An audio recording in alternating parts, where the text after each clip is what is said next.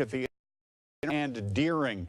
It happened just after 3 o'clock this afternoon. The Jackson County Sheriff's Office still has investigators on the scene right now. We will have the latest details tonight on News 10 at 11 and on our website.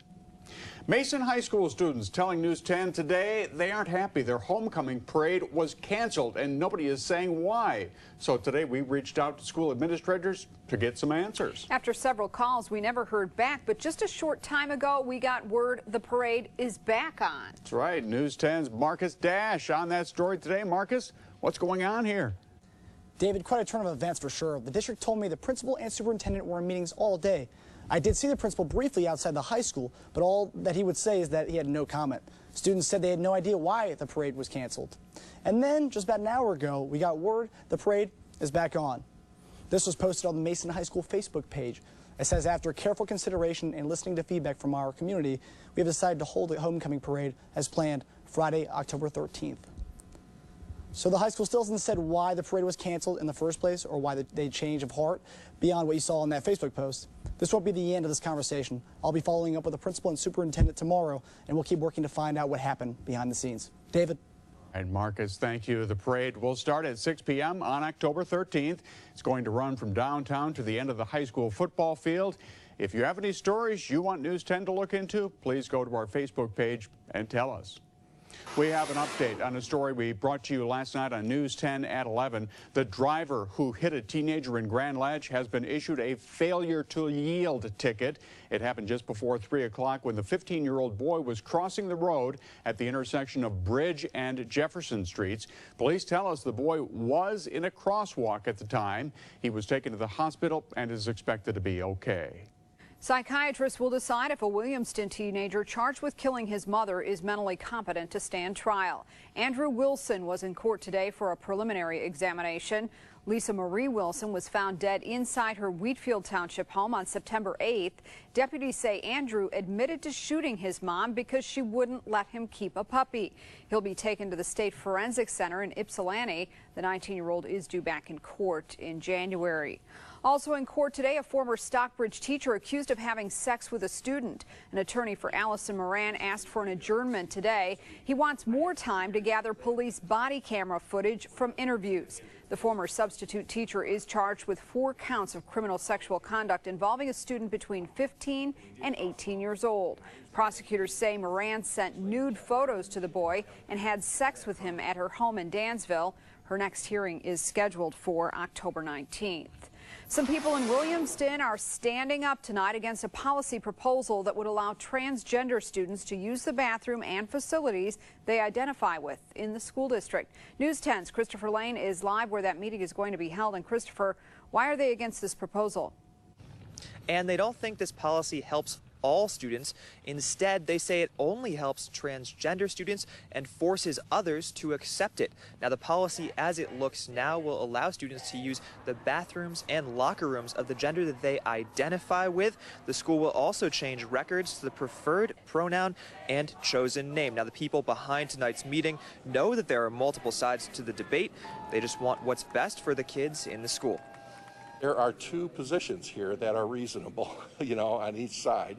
And everybody wants kids to be handled well and to not be harmed. Everybody wants that. And it's just how do we go about doing it? And that's where we disagree with the policy. So That's what we're going to be talking about.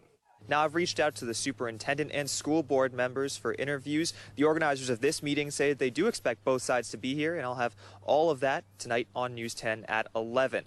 Live in Williamston, Christopher Lane, News 10. Thank you, Christopher. The proposal was supposed to be voted on next week at the school board meeting, but it's been pushed back 2 weeks to the 16th. The meeting will still have public comment on that issue, and we want to know what you think about the transgender bathroom issue. You can join the conversation on our Facebook page. Not a bad night to get a head start raking some leaves. They are starting to fall. I have a yard full of them right now. Anybody out there wants to go and surprise me when I go home for dinner that all those leaves are raked? Dustin, how would you like to rake some leaves tonight? I'll pass. You'll pass on that? I think I'm going to pass too. Oh, yeah, right. Well, you know, it is fall, though. It's just that time of year. We're seeing the leaves change color, and, of course, our temperatures are dropping. Have a look. These are our highs for the day. Got up to 68 in Lansing, 70 in a couple of spots, but several degrees cooler than what it was yesterday. Right on track for a typical late September day. This is a seasonable day. Beautiful sunshine outside our East Lansing sky cam. We're at 67 degrees.